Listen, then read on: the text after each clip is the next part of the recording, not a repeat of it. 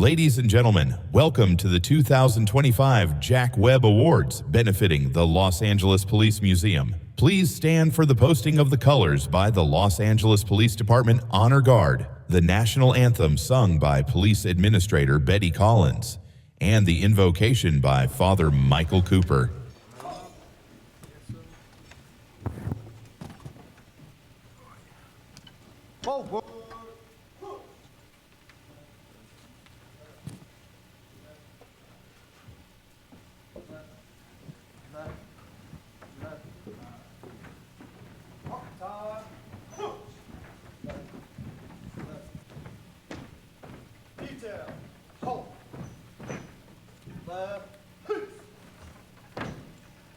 Present, halt!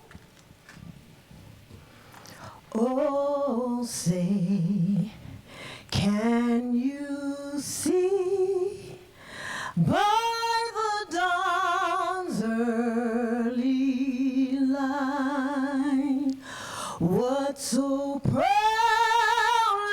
we hailed at the twilight's last gleaming, whose broad stripes and bright stars through the perilous fight, oh, the ramparts we watched were so gallantly streaming, and the rockets' red glare, the bombs bursting in air, gave proof through the night that our flag was still there.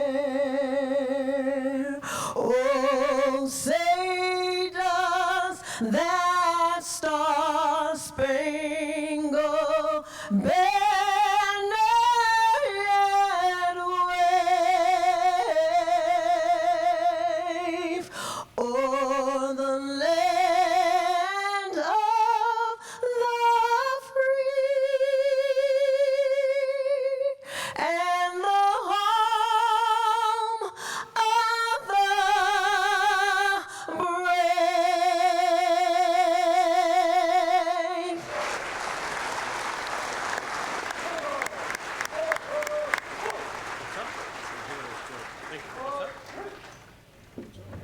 Forward,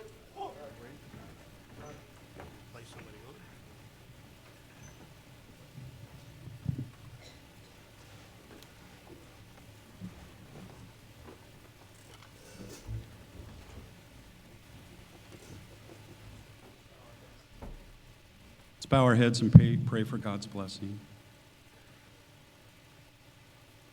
Heavenly Father, we gather tonight with grateful hearts, thankful for your blessings and the opportunity to come together for such a meaningful cause.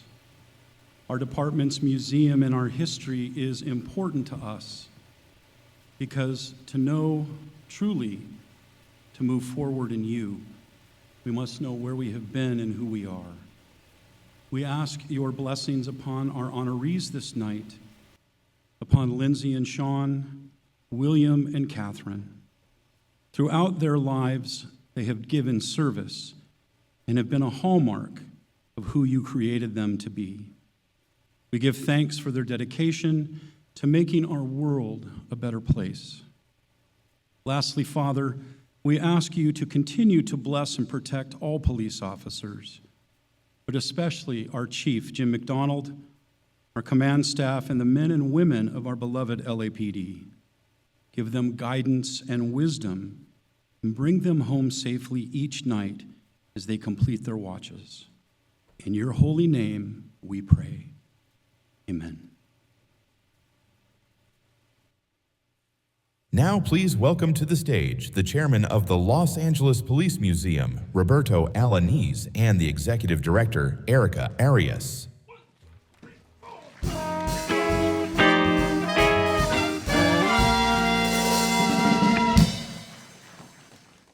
Thank you so much. Good evening and welcome to the Jack Webb Awards, the 2025 awards. I'm honored to serve as the board chair of the Los Angeles Police Museum.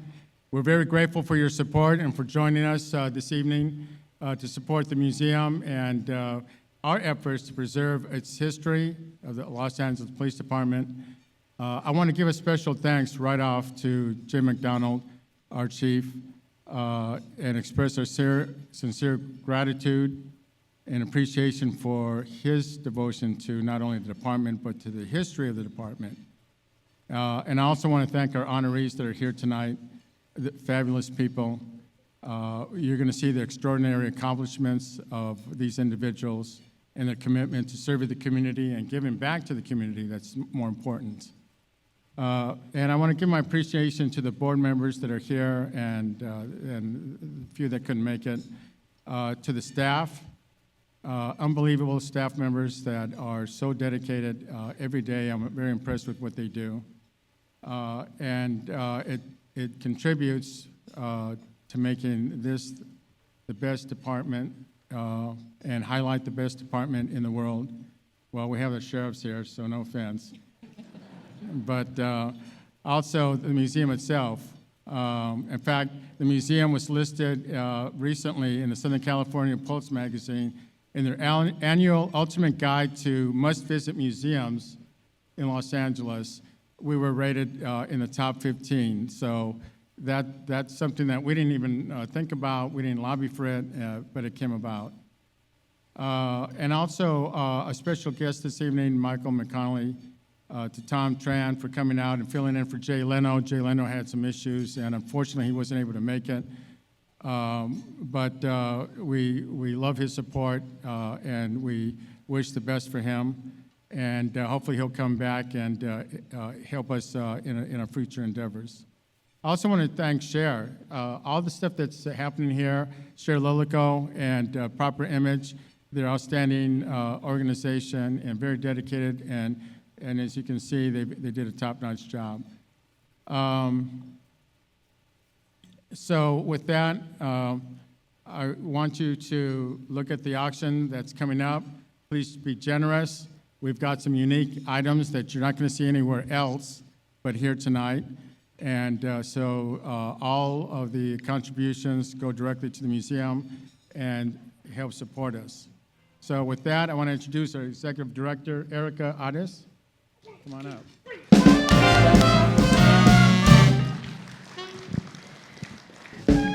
All right.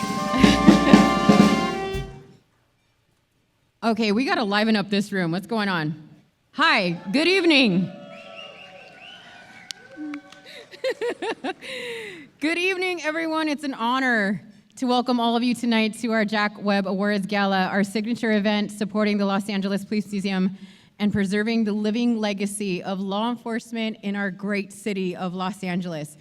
Now, for the younger people in the room, you may not know who Jack Webb is, but I promise you your parents or your grandparents do. He was the creator and star of Dragnet and the man behind the iconic line, "Just the facts, ma'am." So think of him as the original true crime podcaster, just with fewer filters and a lot more suits. But more than an actor or producer, Jack Webb was a passionate supporter of law enforcement and the values of public service. And tonight we are beyond honored to welcome someone truly special, his beloved wife, excuse me if I get emotional, Opal Webb. Opal, where are you? There she is. She is here tonight, and she is 105 years young.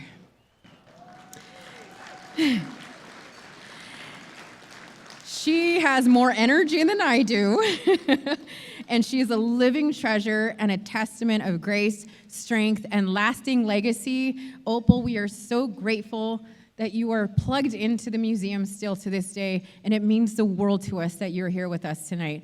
We are also so incredibly proud of the individuals whose lives and their contributions embody the very spirit of service, resilience, and dedication, values we work to preserve at the museum.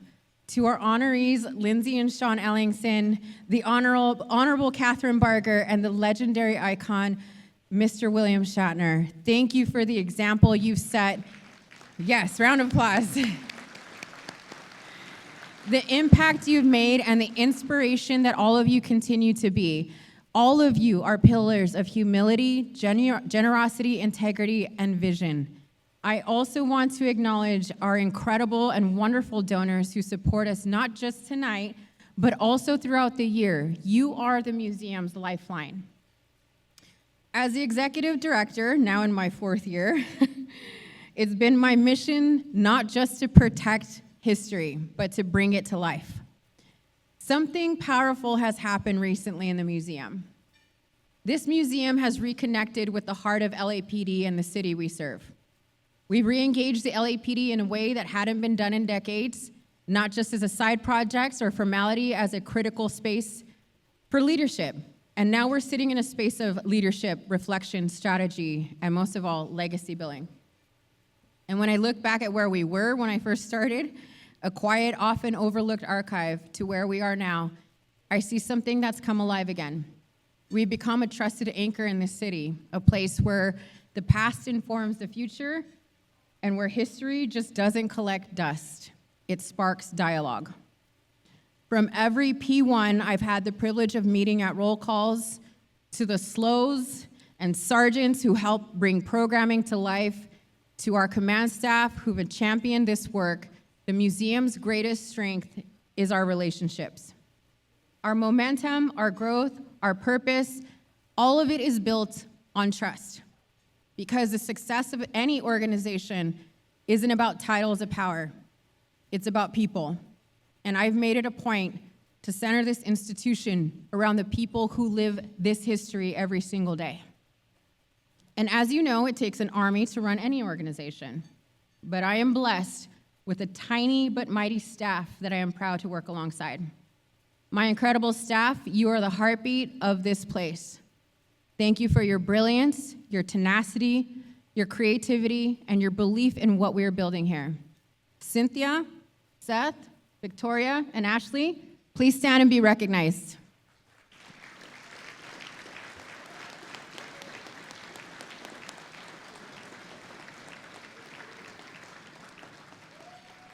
And to our amazing docents and volunteers, raise your hand. Come on, raise your hands, don't be shy. You are the reason this museum comes to life, and I cherish all of you for your commitment and dedication. And while tonight isn't solely about one division, we'd be remiss not to recognize a remarkable milestone, the 100th anniversary of Northeast, 77th Division, and Newton Division. A century of community and service, and a legacy we're proud to help preserve. Now, I may be a little biased, but the celebration of Northeast, woo-hoo! The celebration of Northeast is a big deal, and after all, we are housed in the OG Highland Park Police Station, and we're slated to have a wonderful celebration this fall. And I also want to recognize our incredible partners at Northeast, our senior lead officers and community relations officers who have made us feel like family. We cherish and love all of you. Raise your hand. Hey, what's up? So finally, I want to share something very deeply personal. I believe in leadership that is rooted in ethics and in courage, and it's guided by humility. I also believe in decisions that are made with integrity, that not just shape today, but also shape generations that come after us. And tonight, as we continue to turn a corner in LAPD leadership, it is my distinct honor to introduce someone who embodies those exact values. A man who has led through times of great challenge with unwavering character, and who has stepped in to lead one of the greatest law enforcement agencies in the world. And my dad would be very mad, as he is a sheriff's deputy, to say that. But please join me in welcoming a former Los Angeles Police Museum board member and now chief of the Los Angeles Police Department, a leader I deeply admire. Please help me welcome Chief Jim McDonald.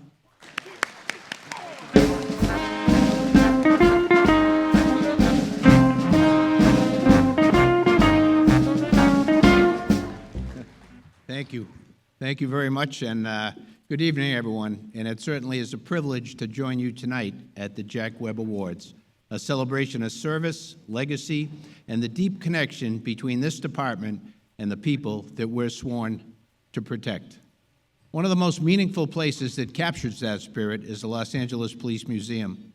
I had the chance to visit again recently, and I have to say, even more than 4 decades in this profession, it still stopped me in my tracks.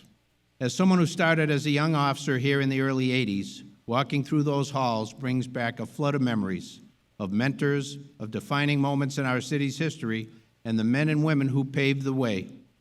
The museum doesn't just preserve our past, it tells the story of a department that has evolved with its city while never losing sight of its duty to serve. It's a living tribute to courage, to sacrifice, and to the progress we've made and must continue to make. That's why I believe so strongly in the work of the museum. It's not about looking back for nostalgia's sake. It's about understanding the shoulders we stand on and carrying that responsibility with pride and purpose. To the museum team, the volunteers, and all of you here tonight who support this mission, thank you. You're helping to make sure our history is never forgotten and that future generations know not just what we did, but why we did it. On behalf of the LAPD, thank you for standing with us. Thank you.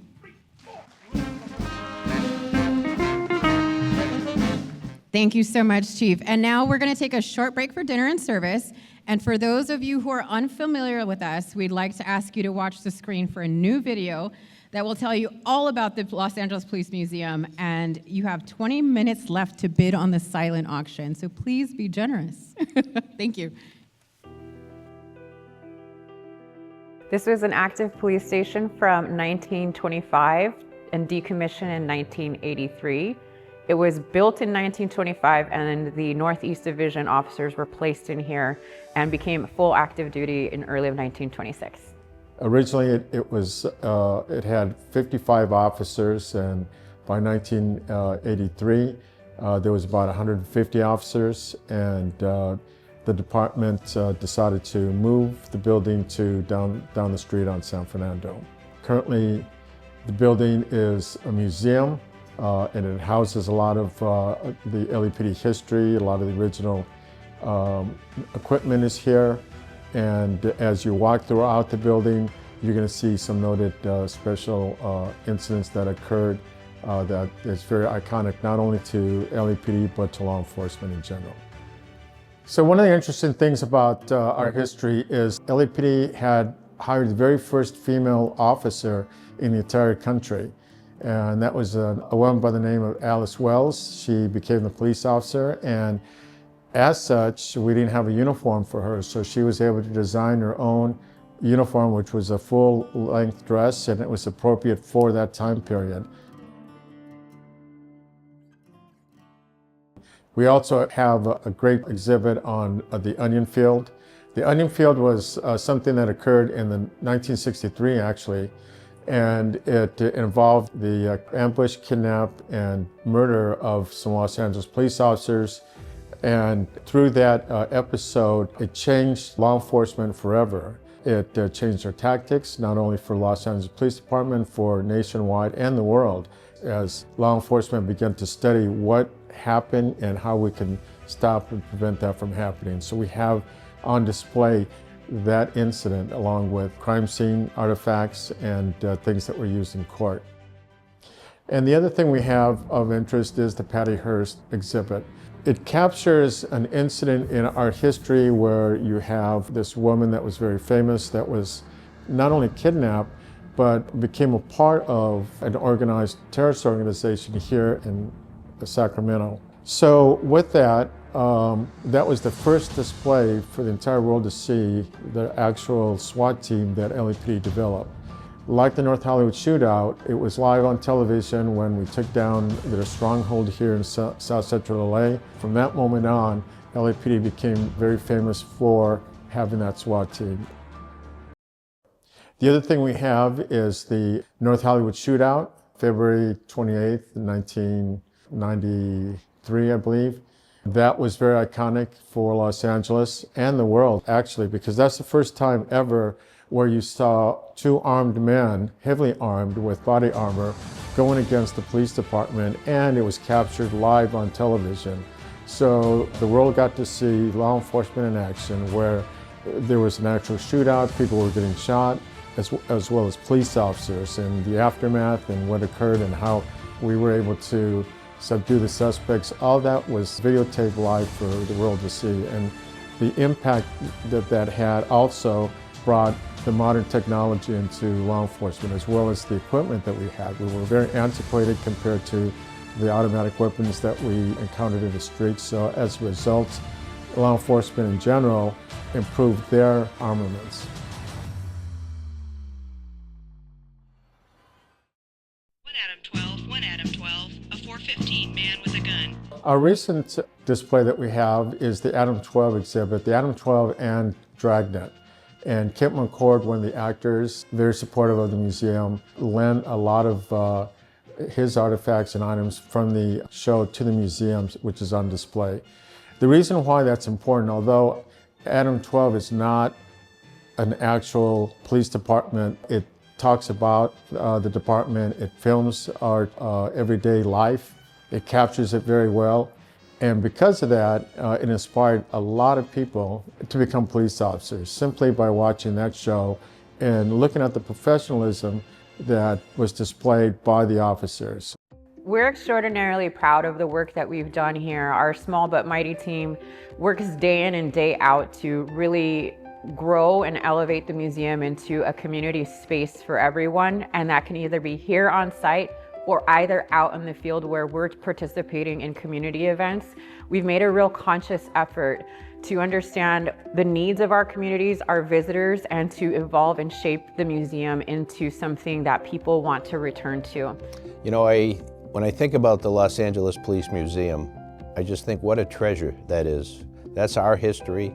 That's our ability to be able to tell our stories, the tough times we went through, the challenges we faced, and what we overcame.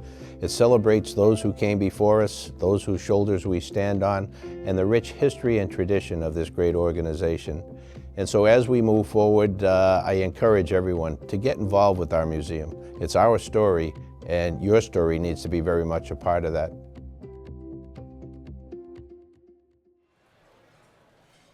Please welcome to the stage your host for the evening, comedian, actor, musician, and U.S. military veteran and advocate, Tom Tran.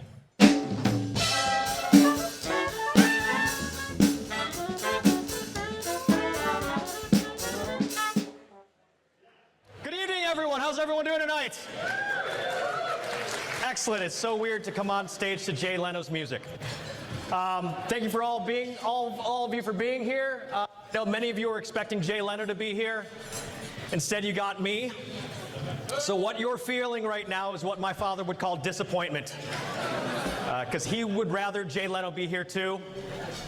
And he would rather that I was in medical school like him and my mom wanted me to be. So thank you all for coming out. Jay really apologizes that he couldn't be here tonight. He wanted to be. Something came up, so he asked me to be here.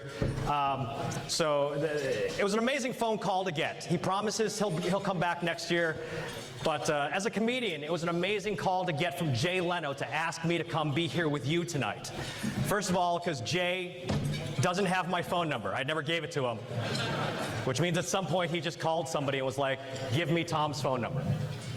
Secondly, as a comic, to get a phone call from one of the most famous comedians in the world who said, hey, I think you're funny enough to go perform for this organization, would you do it? I thought that is an incredible feeling. That is an amazing phone call to get. Until I found out how many comedians he called before he called me. The answer is all of them. He called every comedian that you've ever heard of to be here tonight. Let me give you, I know this because I excitedly called some of my comedian friends to tell them I was doing this, and they all said, we know, Jay called us too and we can't make it. So let me share with you the list of comedians Jay Leno called before he called me. Jerry Seinfeld, Jeff Foxworthy, Ray Romano, the guy that plays Ray's brother on Everyone Loves Raymond. Chris Rock, Chris's brother Tony, Chris's other brother, Jordan. Dwayne "The Rock" Johnson. My girlfriend wrote that one. Louis Anderson, Sam Kinison, and Gary Shandling. Those three are dead. But it's an honor to be here. My name is Tom Tran. I'm going to be your host and comedian this evening. I'd like to start by recognizing all of our law enforcement officers and their families here tonight. Please, big round of applause for them. And especially, I know that we have first responders and firefighters here this evening. Please, huge round of applause for those folks who did an amazing job during the Eaton and Palisades fires. I know when the fire started in Pacific Palisades in January, my family called me from New York to find out if I was okay. I remember my father calling and saying, "Hey, I'm watching TV. I see the Pacific Palisades is on fire. Are you all right?" And I said to my father, "Do you think I make enough money to live in Pacific Palisades?" My father didn't get it. We're from a little town in upstate New York. I had to explain to him. Pacific Palisades, Malibu. It's where dreams happen. It's where Tony Stark's house was in Iron Man 3. It's where they make Hollywood deals, Dad. That's Pacific Palisades. I live in Van Nuys, where they make porn. It is very different. I know it used to be Chatsworth, but Van Nuys is coming up in the world, everybody. I'd also like to take a moment to recognize Lindsay Snyder Ellington and Sean. Where are they? Being recognized for their philanthropic work. I want you to know I ordered my meal tonight, animal style, with a side of Napoleon shake, but apparently they don't have a secret menu here, so I'm disappointed. And of course, the man we're all here to see tonight, William Shatner, will be here shortly. I'm especially excited to see Bill, because I never thought I'd get the opportunity to say this to him, but William Shatner is legitimately the reason I enlisted in the United States Army. And let me explain. My father was an Air Force pilot in Vietnam, South Vietnamese Air Force pilot. And he came to the United States in 1967 and trained with the U.S. Air Force in Biloxi, Mississippi in 1967. And the year before, September 8th, 1966, Star Trek, the original series, premiered. So my father learned English watching Star Trek, which confused the shit out of pilots in Vietnam. Because I don't know if you've ever heard Vietnamese people talk, they do it very fast. And my father went back to Vietnam sounding just like James T. Kirk. And eventually, when I was old enough, I asked my father, "Why do you sound like Shatner? You know there was an Asian on the Enterprise, right?" And then my dad looks at me and goes, "Oh my." I was like, "Don't do that. Don't ever do that again." So I followed in my father's footsteps in military service. I enlisted in the Army in 1997 as the most adorable 18-year-old you've ever seen. This, however, upset my mother. Because my dad was a POW in Vietnam. When Saigon fell in 1975, my father got put in a prisoner of war camp in his own country for 3 years. So when I enlisted in the Army, my mother sat me down and said, "I went through this with your father. Why are you going through this? Why am I doing this with you?" And I told my mom, "Dad fought for his country. This is mine. I have to do the same." And she got that. She understood that. She did not like it, but she understood it. And then she made me promise that I wouldn't get hurt, which is a ridiculous thing for me to have agreed to, because I joined a SOF unit right away. And for those uninitiated, SOF stands for Special Operations Forces. And the first time my father saw this photo of me in Iraq, he said, "Who's the Mexican?" That's the first thing he said.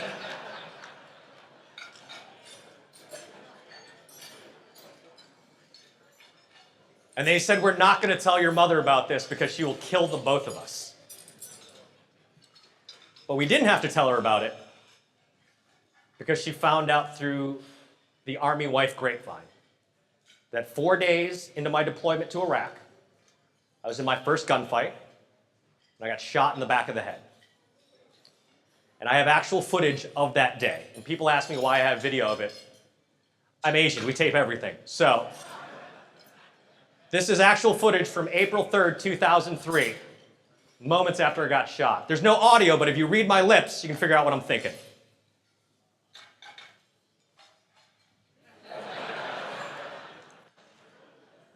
Because that's what you think after you've been shot in the head. 22 years ago, last week, this happened. And this ended my military career. And people ask me how this changed me and changed my life. I mean, I was a 6'2" black man before this happened, so. I love that joke. I love that joke so much. So I retired and I moved to Los Angeles in 2008 to be a military consultant because I'm the guy that watches Army movies and I go, none of that's right. The first big project I worked on when I moved to Los Angeles was a video game called Call of Duty Black Ops. Have you guys heard of this video game? I was one of the consultants on the game. They came to me and they said, hey, we're doing a video game about special forces during the Cold War. We want you to be in the video game. I said, absolutely. I spent my entire career in Army Special Operations. I get to play one of the SF guys or one of the CIA guys, right? And the company went, calm down. Because the game's based in Vietnam. And we need you to be every Vietnamese guy in the game. I am legitimately every Vietnamese guy in Call of Duty Black Ops. This is single-handedly the most racist thing I've ever done in my life.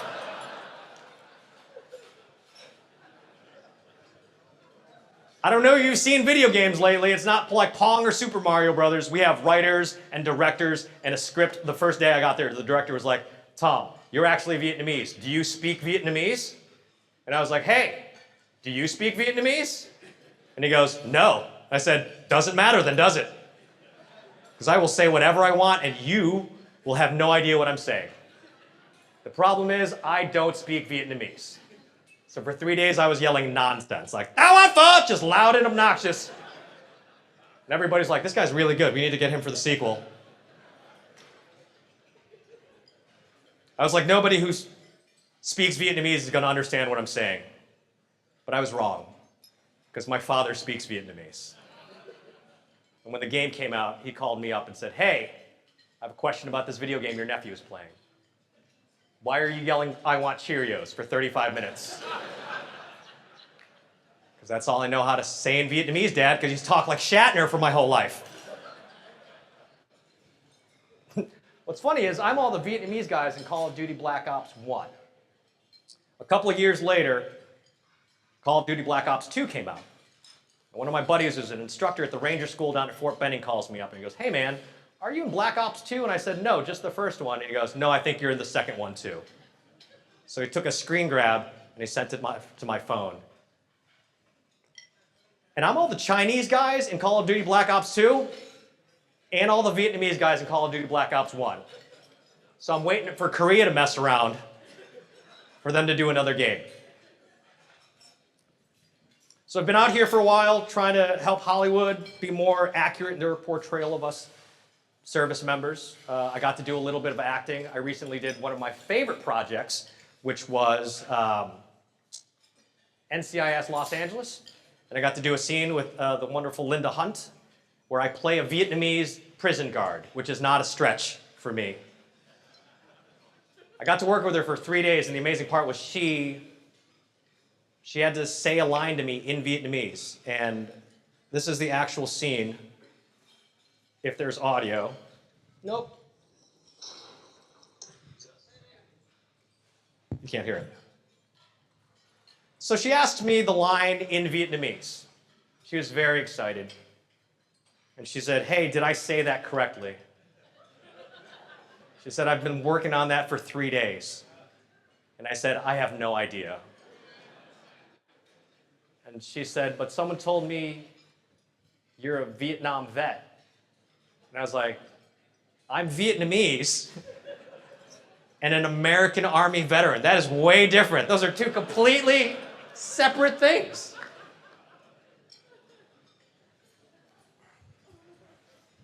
I also got to do, this was exciting because Michael Connelly is here tonight. I got to guest star on Bosch Legacy. So it's great to see Michael Connolly here. The funny thing is I got shot in the head in this episode, so I guess I'm not coming back for the sequel series. Michael? Where are you? No? Yes? You, me, sequel series. I'm Asian, that could be anybody, you don't know. That was so racist, I'm sorry. It's been an amazing journey coming here, being with you all. I'm going to be your host this evening. And even if Jay couldn't be here, I'm glad that he asked me to be. I feel a kinship with everyone in this room, obviously, because of my military service. And like I mentioned, Bill Shatner was one of the big reasons I joined the military. And let me share with you the other reason I joined the military. My father escaped from a prisoner of war camp in 1978 and took my family to a refugee camp in Thailand. That baby that's screaming right there, that's me.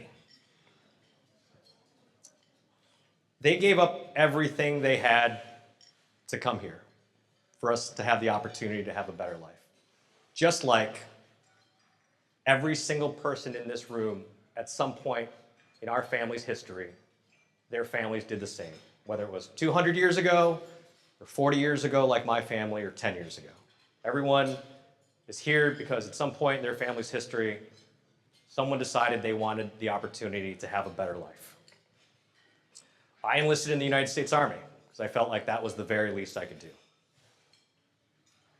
My older brother is a chemical engineer. My older sister is a federal agent. My younger sister builds rockets for the government. And I tell dick jokes for a living now. So it's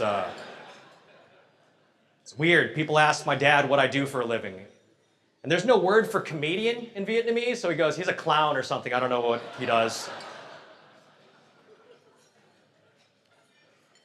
So my family came to the United States in 1980.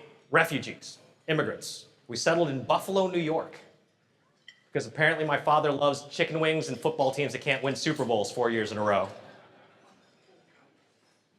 It's brutal, but it's true. So let me tell you the other reason I enlisted in the Army. There's a photo at my parents' house in Buffalo, New York. It's been on the mantle since I was a kid. It's a black and white photo of my family in 1984 in Washington, D.C. with President Ronald Reagan. They kept it on the mantle my entire life, next to a photo of Jesus Christ, JFK, and Tupac for some reason. And I looked at that photo every day of my life. I walked through the kitchen, walked through the living room, into my bedroom, and that photo was the reason I enlisted in the Army. If this immigrant family, if this refugee family could come to the United States and meet the president, the very least I could do was put on the uniform to serve this country. So about 8 years ago, I bought a house here in Los Angeles, my first home, which is not a big deal if you're rich and famous, neither of which I am. And when I bought that house, my father sent me a copy of that because he knew how much it meant to me. And he wanted me to have it for my home. And I hadn't seen it in about 25 years. Spent my career in the Army, Dad moved, things got put into boxes. So when he sent me this photo, I looked at it for the first time, and I thought to myself, is that a cardboard cutout of Ronald Reagan?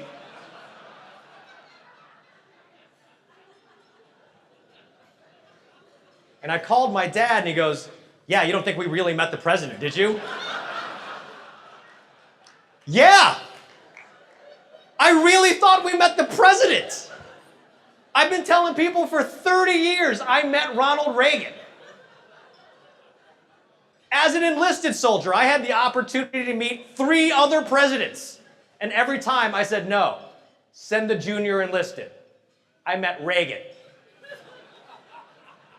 Look how mad I am in this photo. I knew it was dumb then.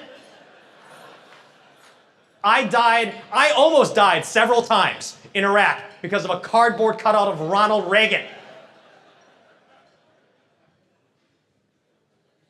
My dad was like, that's the dumbest thing I've ever heard. I'm like, yeah, it is. Nonetheless,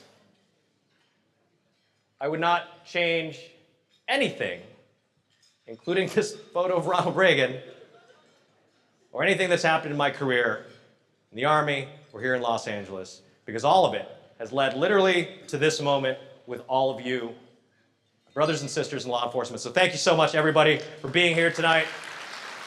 I'm going to be your host this evening.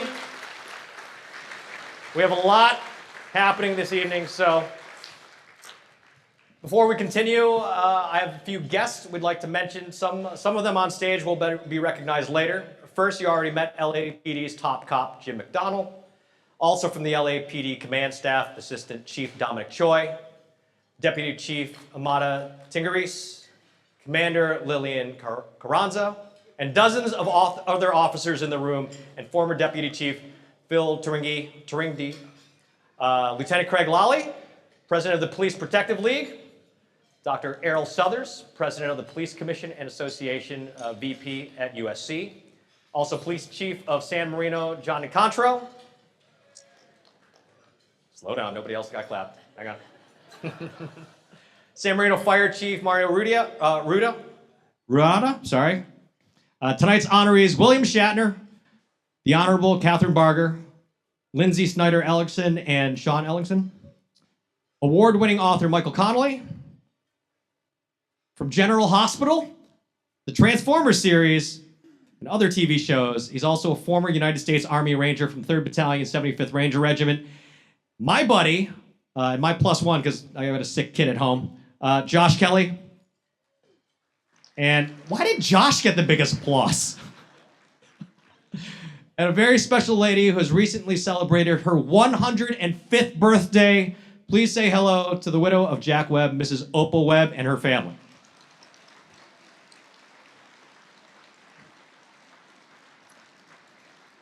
In early January, a series of unbelievable wildfires roared across the Los Angeles area, killing 30 people. The Palisades fires erupted the morning of January 7th in Pacific Palisades as a brush fire.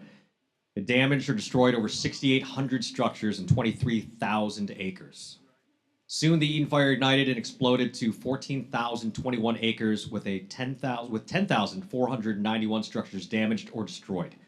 The majority of them were private homes in Altadena, Pasadena, and neighboring cities.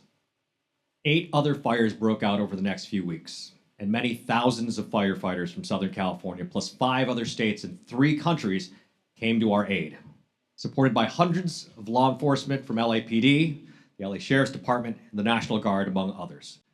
Please watch the screens. Tonight, breaking news as we come on the air, the emergency unfolding right now. Catastrophe in California. A Los Angeles disaster movie roars to life. Whoa! Winds now gusting up to 100 miles per hour, unleashing fires across Southern California. About 100,000 people have fled their homes in Los Angeles neighborhoods. Some leaving on foot tonight, grabbing only what they could. And what we're seeing down here is like destruction on a scale that we've never seen anything close to this. It's apocalyptic. It's like someone's dropped a bomb. This hellish inferno is out of control. A senior facility in Pasadena forced to evacuate as that Eden fire is raging. Firefighters and first responders were simply outmatched. The winds were too strong, the flames were too intense, the topography was too dangerous, and that's a perfect storm. For the 8,000 or so first responders on the ground in LA, grueling doesn't begin to cover what they're going through. The firefighters exhausted, but on a mission to save lives and homes. Like Captain Craig Blevins, already on duty for nearly 30 hours. You haven't slept? Not really. More than 7,000 firefighters and emergency personnel had been deployed across the region since the fires began, saving who and what they could. There's some real life heroes in this town. Amid all the chaos and pain this week, we've seen many signs of resilience, too. What happens in a situation like this where the high school's destroyed, you got churches destroyed, you got the 2 supermarkets in the community destroyed? How do you come back from something like this? They come back one day at a time. I know it's hard for everybody, but let's keep our praise and let's keep our hopes and let's be together. There's some real life heroes in this town. Real life heroes in this town.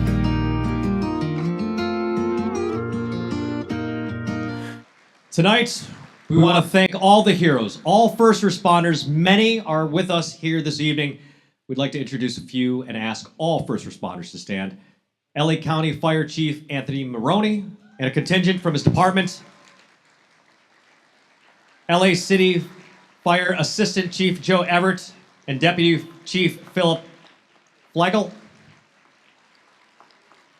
LA Police Department Chief Jim McDonald and Assistant Chief Dominic Choi, plus command staff and officers. LA County Assistant Sheriff Jason Skeen, Chief Ellery Morjan, Commander Jabari Williams, and Commander Justin Dietz. And all the firefighters, paramedics, and law enforcement officers, thank you all.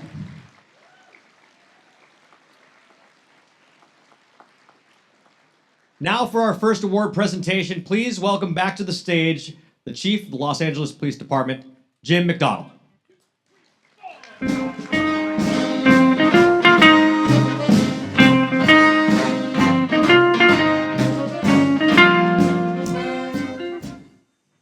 Did you notice, Tom, when he just left the stage here, he's wearing police uniform shoes, trying to bond with us? Nice touch, nice touch. Hey, you know, I'm sitting there and I'm being thanked for agreeing to go to dinner with nice people. What a great country this is. But I look around and Mrs. Opal Webb, thank you very, very much for being here with your family. This makes it even more special than we could ever ask for.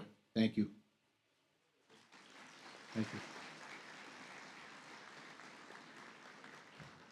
And then you hear behind me the theme music being played from Dragnet as I come up on the stage. What other police department anywhere in the world has their own concert band? Thank you.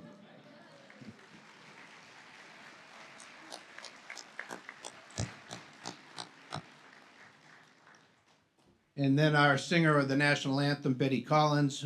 We got Michael Ellington, Jim Starr, who sang for us earlier on. This is Hollywood, baby.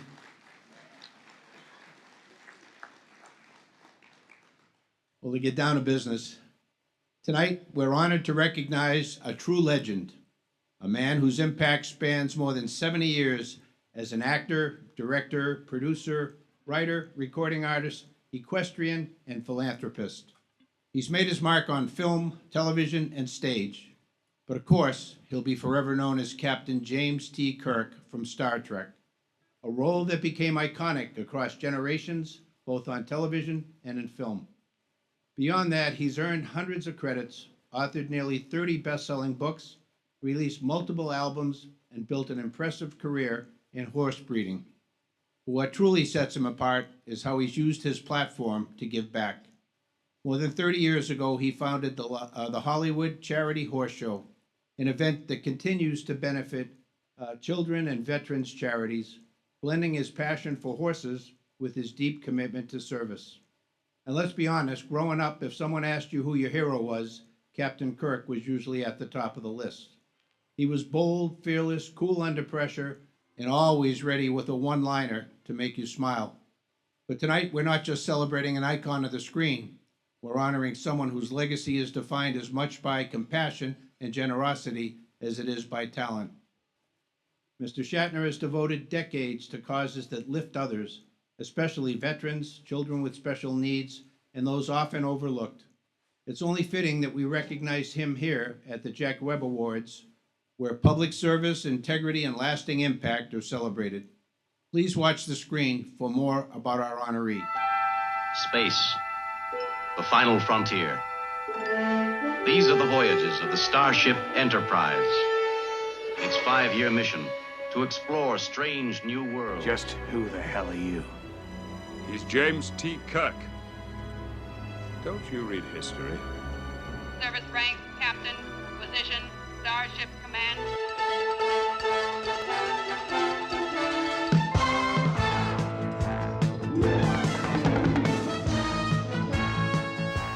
A real hero is someone who chooses to go far beyond the limits of what's expected to try and save a life. I'm William Shatner.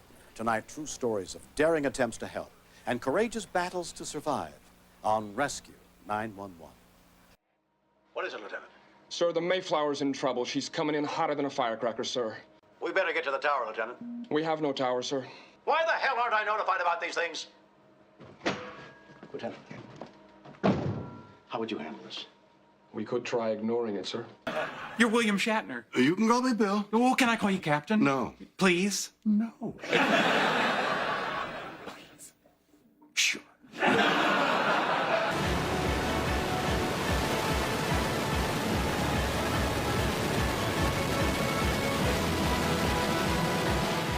I'm not the man they think I am at home. Oh, no, no, no. I'm a rocket man. Rocket man. Burning out his fuse out here alone.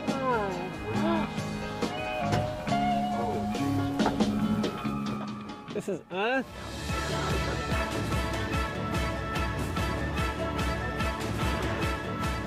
And capsule touchdown. Welcome back, the newest astronauts.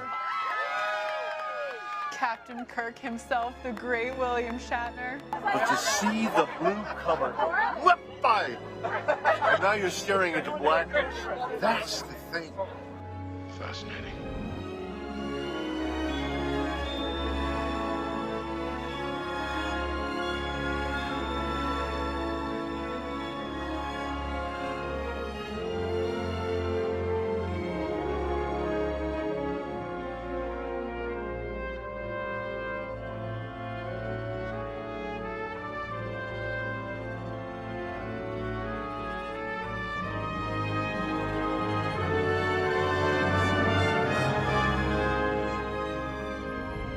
Second star to the right. And straight on to the morning.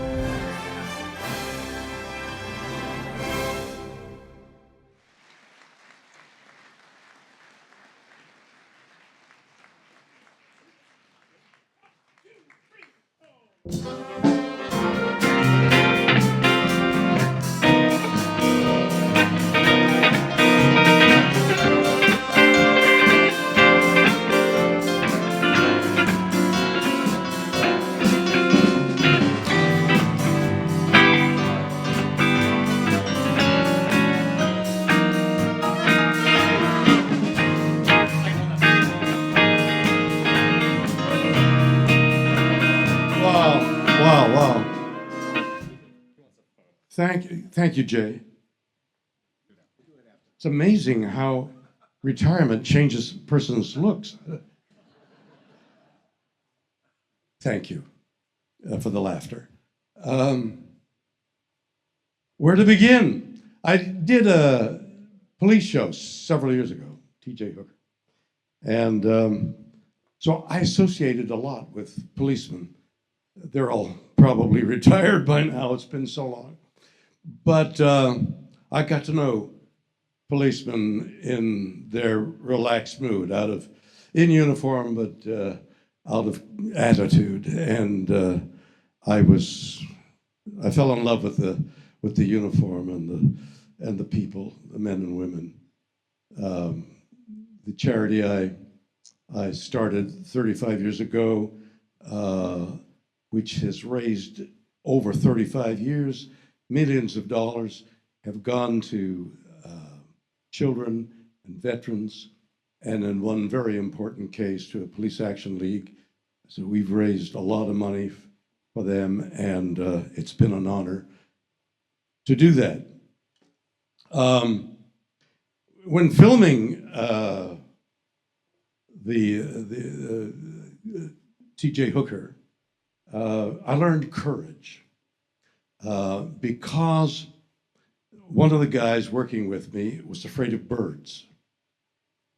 And a good 50% of our action was leaping from one roof to another. And there were lots of birds. And he got very frightened of birds and couldn't speak. I mean, he had a real thing about birds. I said, come on, man, we gotta go. So the cameras are rolling, the birds. No, gee. I learned courage in the face of my fellow actors' fear. But I learned how various levels of courage exist learning from policemen. I know police work, and like being in the military is a lot of boredom and then a lot of action. And we would shoot Friday nights downtown for one thing or another, and crowds downtown would gather around us, and we had protection. And as it turned out, time and again, we needed that protection. With a group of people, things would happen. But I carry with me a vision that is as remarkable as a painting that you may have seen and can't forget. And so let me describe to you what I saw and what remains in my mind about policemen. So it was Friday night, and because of overtime and going into Saturday, and they worked as late as they could on Friday night to avoid whatever union things that we were trying to avoid. And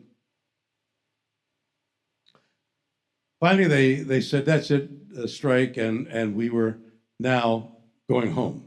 And I got in a car and started to peel off the activity of downtown LA, a rough spot downtown. And I saw under a city light, so that the light was down, casting shadows, but yet you could see. And the freeze that I saw was a bad guy ready to strike, and a policeman standing like this, ready to draw his gun, like a freeze. I don't know how it turned out. I knew it had to turn out well because the policeman was alert and was ready to draw. But in that moment, I saw a brave policeman. I saw fear and anger, and I saw all the things we talk about when we talk about police work. In that moment, I can do no more than describe what I saw. I can't bring a picture or a painting, but I saw something so dramatic and so revealing about what policemen do all the time. So I'm here, and I'm honored that you've honored me, and I shall cherish that prize. Thank you so much.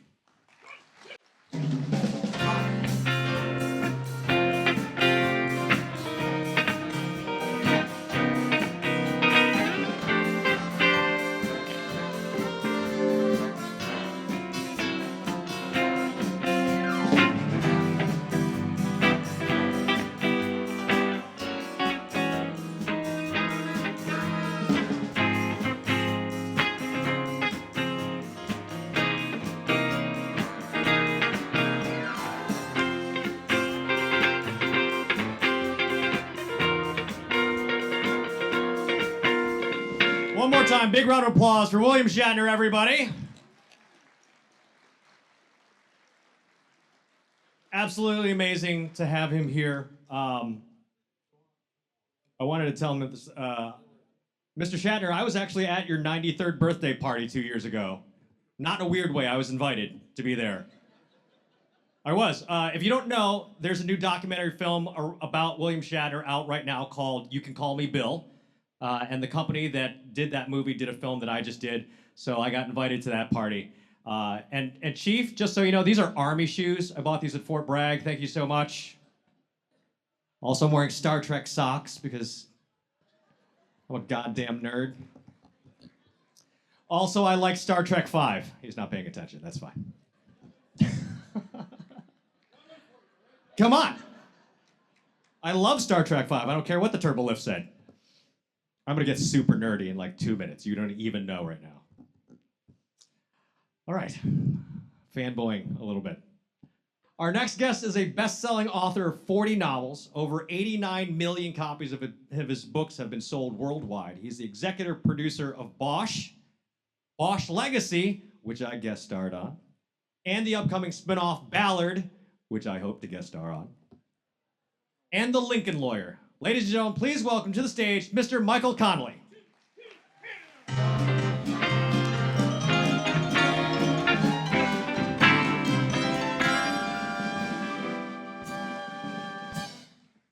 Hey, I'm here to introduce a short video about Joseph Wambaugh, who we lost back in February.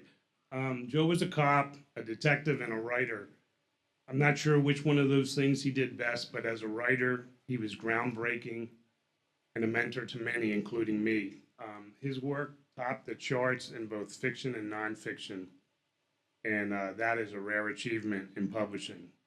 But more important than that was the humanity he brought to his characters, whether they were made-up detectives or blue suiters like Flotsam and Jetsam from Hollywood Division, or they were real people like Ian Campbell and Carl Hedinger. Through Joe's people, we learned what it took to do cop work both the right way and the wrong. We learned what it means to look into the abyss and have the abyss look into you. I've always tried to live as a writer by something Joe said, and that is that it hopefully has underlined all my work. And that's that the best stories are not about how the cops work on their cases, it's about how the cases work on the cops.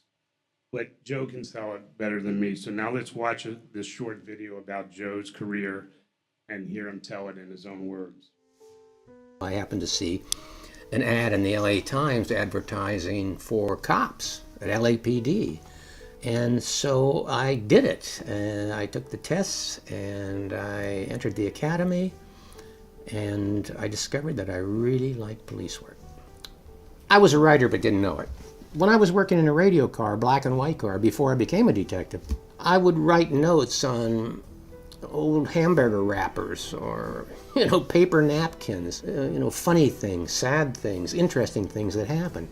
And I would take them home and put them in a box.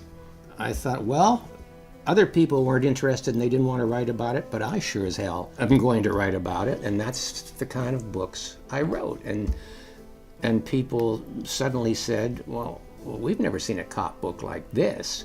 My novels tend to be a series of episodes loosely tied together with something resembling a plot. But what's really the glue, what's really making it work, are the characters. My approach to writing about police work is psychological. I want to write about not how the cop acts on the job. I want to write about how the job acts on the cop. What police work can do to them inside their heads and hearts is, to me, of the utmost interest and importance.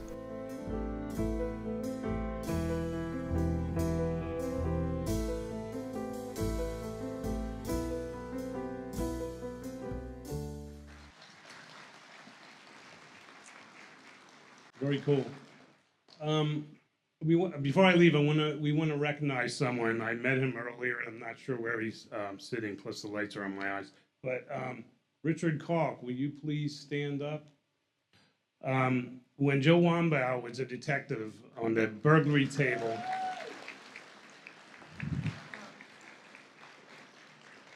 Yeah, when Joe Wambaugh was a detective at Hollenbeck on the burglary table, his partner was Richard Kalk. And even back then, he was thinking that there's a need for a museum in this city that would commemorate the history and the heroes of the LAPD.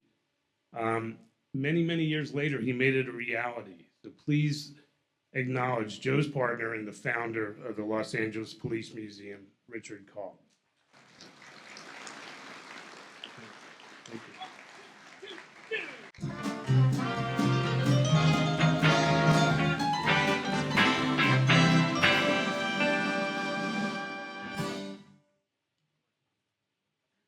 Like you. Okay, sorry. Sick kid at home. Girlfriend just texted me. It's my pleasure to invite back to the stage the chairman of the museum, retired LAPD Sergeant Bob Alaniz, to make the next presentation.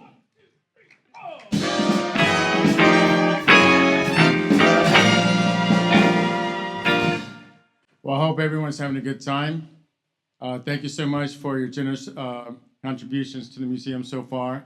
And at this time, I want to do a special honor for our supervisor, Kathleen Barger. She oversees the LA County's 5th district, spanning 2,785 square miles, including 20 cities and 83 incorporated communities, which includes a whole bunch of cities, which I won't get into right now. But she was born and raised in her district and comes from a family of deep roots in public service. She began her career in public service as a college intern in the office of former Supervisor Antonovich, became his chief deputy in 2001, was elected to the Board of Supervisors in 2016. During her first tenure as chair of the board, she led the county during the COVID-19 pandemic. And now, after being elected to her third term as the current chair, she's been dealing with the wildfire that hit us in this past January, for which we're all grateful for her amazing contributions. And my personal note, I've just watched her in action, working with our first responders, and I give my heartfelt thanks to that. During the following and recent wildfires, she played a strong, pivotal role in spearheading the efforts on behalf of her constituents as she liaison with the first responders and others during the following the Altadena and Palisades disaster. Kathleen has committed to keeping the neighborhoods and communities safe, working with federal and state law enforcement agencies and judicial officers to implement vital public service initiatives. She's advocated for the environment services and programs to improve the quality of life for all of us. And please watch the screen for more about this dedicated leader. Thank you. Tonight, we gather to honor a true champion of public service, Supervisor Catherine Barger.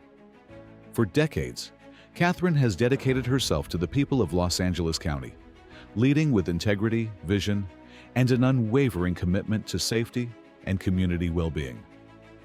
Born and raised in the very district she serves, Catherine's journey began as a college intern, rising through the ranks to become a trusted leader on the Los Angeles County Board of Supervisors. Representing the vast and diverse 5th District, she oversees 2,785 square miles, 20 cities, and 83 unincorporated communities, each benefiting from her tireless advocacy. You know, when I think of Catherine Barger, I think of somebody who is just as personable as you can get, firm, knows what she wants to get accomplished, is focused on the mission, but has a strong affection for people, the people that she serves and the people that she has the opportunity to be able to work with. Catherine is kind of the full package. She's able to get out there in any audience and be able to almost immediately connect. She's doing the right thing for the right reasons, and really that's what it's all about. She's a true, great public servant. Catherine has led critical efforts to strengthen public safety, enhance mental health services, and improve the quality of life for our most vulnerable residents, including foster children, veterans, and those experiencing homelessness. Her leadership during the COVID-19 pandemic ensured swift and effective responses to keep communities safe. And her impressive coordination and oversight during the recent wildfires, which is still ongoing, was recognized nationwide. Beyond policy, Catherine is deeply engaged in preserving open spaces, expanding recreational programs, and championing environmental initiatives. She believes in fostering strong, connected communities, whether on the trails she hikes with residents or in the boardrooms where vital decisions are made. Her unwavering commitment to law enforcement, collaboration with judicial leaders, and dedication to responsible governance make her a beacon of leadership in Los Angeles County. Tonight, we proudly recognize Supervisor Catherine Barger for her service, her vision, and her impact.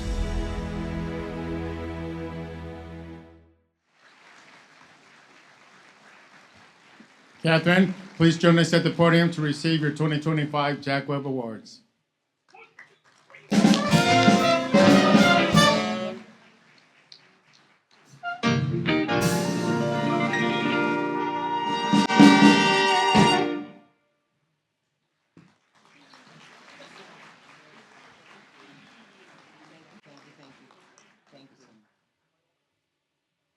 First of all, I had to pay $2,000 to have dinner with you, Jim McDonald. Yeah, I know that's it, but it's well worth it. First of all, I just cannot thank you all enough to the first responders, especially the men and women who wear a uniform each and every day and get up to protect our lives. I want to thank you. I've said all along that, yeah. When I was running for office the first time, I was proud to get both Police Protective League as well as our sheriff's union's endorsement, and I wear it proud And I said, I'm not going to just be here when I need your endorsement. I'm going to be here for you every single day to stand tall next to you. And I'm glad to say that the pendulum is swinging back, and people recognize that the men and women that protect our streets each and every day are heroes and provide a quality of life for each and every one of us. And then to the men and women in our firefighters, Chief Maroney, to the LA County Fire, to LA City Fire, and all the firefighters. As someone who watched firsthand the devastation of these fires, I saw the real heroes in our community. And I want to thank you publicly for everything you do each and every day for the residents of LA County. So I want to give you a big round of applause as well.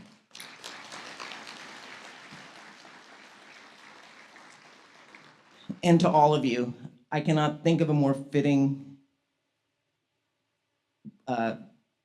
museum to support. I've had the honor of going there, and someone wanted me to take a picture in the jail, and I didn't think that would be a good opt for a politician, although maybe it is, I don't know. But all kidding aside, the history, let us not forget the history. It's important for us to remember where we came from and where we're going. And all roads lead back to law enforcement, to public safety, to keeping our streets safe.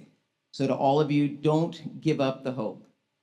There are far more silent, but very strong supporters of you that are drowned out by the minority that are very vocal. And I plan to stand tall each and every day to make sure that you are recognized for the work that you do. And this museum will truly be a historical significance to show people where we came from and where we're going. So with that, thank you very much for this. And I'm honored to be honored with the honorees tonight. Mr. Shatner, you are amazing. And then Lindsay, I love everything you all serve at In-N-Out. I just don't like the line, but it goes fast. And it's worth the wait. So all kidding aside, to Sean and Lindsay, congratulations to you as well. I know how much you do in the community and how much you support law enforcement. I know your love of faith, and I appreciate everything that you all do. So thank you all very much.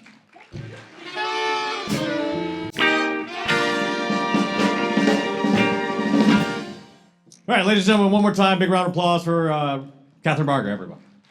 All right, ladies and gentlemen, please welcome back our Chief of Police, Jim McDonald.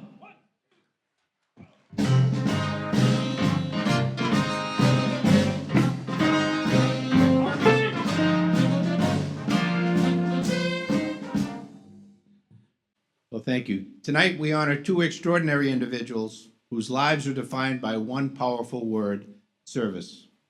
For Lindsay Snyder Ellingson, service means continuing the legacy of her grandparents, Harry and Esther Snyder, who founded the iconic In-N-Out Burger in 1948. As owner and president, she now leads over 40,000 associates and remains deeply committed to the values of her family built the company on: quality, care, and community. Beyond the business, she carries forward the philanthropic work of her grandmother, uncle, and mother through the In-N-Out Burger Foundation, serving children and families in need. For Sean Ellingson, service began in the most selfless way, through his military career. After facing personal challenges and the tragic loss of his younger brother, Sean found purpose in the U.S. Army, serving as a scout in Iraq with courage and honor. His return home brought another blessing: his marriage to Lindsay in 2014, and the beginning of a shared mission to serve others. Together, Lindsay and Sean co-founded the Slave to Nothing Foundation, working to fight human trafficking and substance abuse, two of the most devastating issues facing our society today. Their foundation focuses not only on raising awareness, but also on providing practical support, hope, and healing to survivors and their families. They also established Army of Love, a nonprofit rooted in faith, designed to help others grow spiritually and live with purpose. As someone who's worked to bring the issue of human trafficking out of the shadows, I know how important it is to have leaders like Lindsay and Sean doing this work outside of law enforcement in the heart of our communities. They've stepped up in every way, serving others with compassion, conviction, and action. So tonight it's my great honor to recognize Lindsay and Sean Ellingson with the Jack Webb Award for their commitment to making the world a safer, more hopeful place. Please join me in turning your attention to the screen to learn more about their inspiring work. I think it's great to see Lindsay and Sean honored at the Jack Webb Awards. You know, In and Out for decades, going back to Harry and Esther, has had such a heart for law enforcement and people in need. There's such an alignment between the two. Yeah, In and Out has always been special to law enforcement. Don't get me wrong, we always appreciate a half-price meal, but there's something beyond that, and it really kind of came into focus when I got here, and that was we really have a lot of the same values, faith and family and hard work and treating people the right way and integrity. You know, a lot of these values have been at In and Out for decades, and they started with Lindsay's grandparents, but you can really see those values live on in Lindsay, and Sean feels them just as deeply. We've given police officers a discount since the time of Harry Snyder, and I've always considered it an honor to be able to extend that discount, and I'm thankful that not only does Lindsay carry that company tradition on, but she continues to look for ways to do even more, like the law enforcement cup that I know a lot of officers have in their hand now. It's the In and Out cup, but with the blue line. Lindsay was the main push for that. We take these cups to all kinds of events. We're able to pass them out, and if you can see the look on their face, that an iconic brand like In and Out, it just makes them feel special. Military, active, and veterans, firefighters, and first responders. Her heart really goes out to those in need and those who step up to take care of those in need. Sean and Lindsay set the bar for that. That's what they stand for, is what's the right thing in this situation. And if we have something we can provide, we're going to do that. And I love that aspect of In and Out. I think it's quite an honor to receive the Jack Webb Award coming from law enforcement, and now being with the company, I know that they do a ton to honor and appreciate law enforcement, so I'm just so happy that they're getting this award tonight.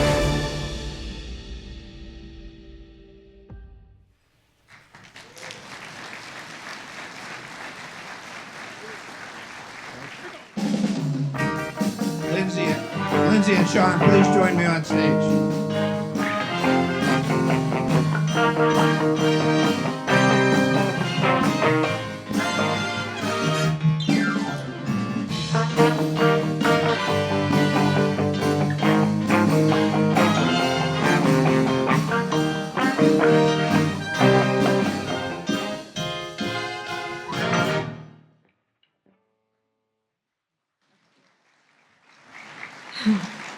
Wow, this is such an honor.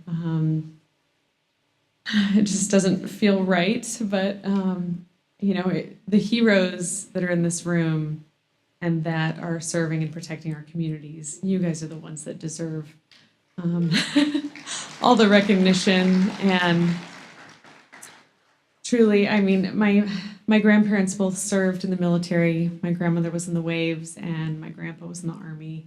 And our family just really, you know, has always appreciated so deeply both law enforcement, firefighters, first responders, just, you know, because I think of the verse, greater love has none than this, than to lay one's life down for their friends. And when you sign up for these jobs, that has to be in the back of your mind, that the risk and the danger that is there.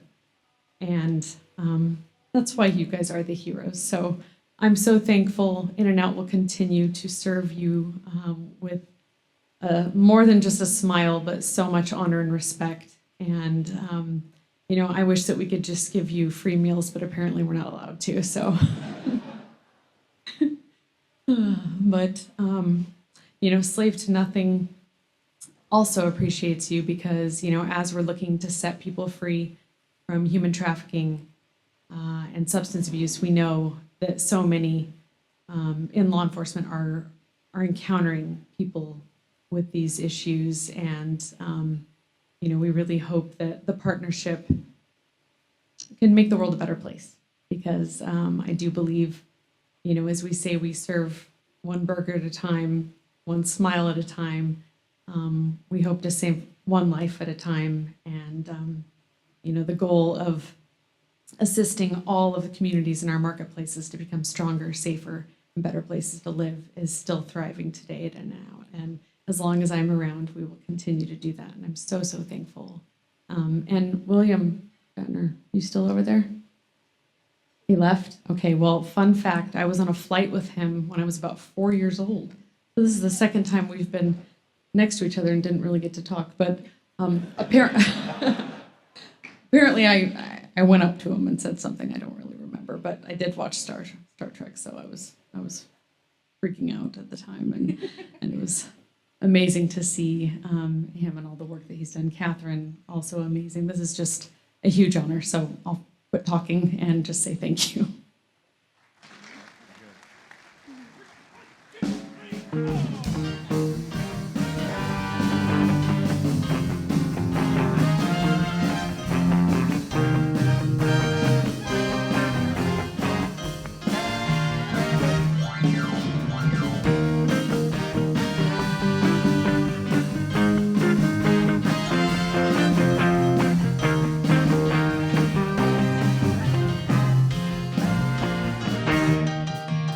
One more round of applause for Lindsay and Sean Ellingson, everyone.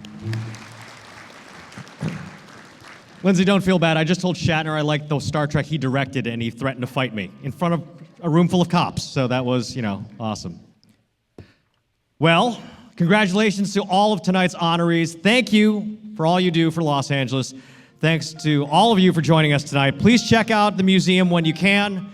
And on your way out, don't forget to see the folks at the auction tables out front in the lobby to pay for or pick up your items in the silent or live auctions. Good night to everyone. Drive safe, and we'll see you next year. Have a good night.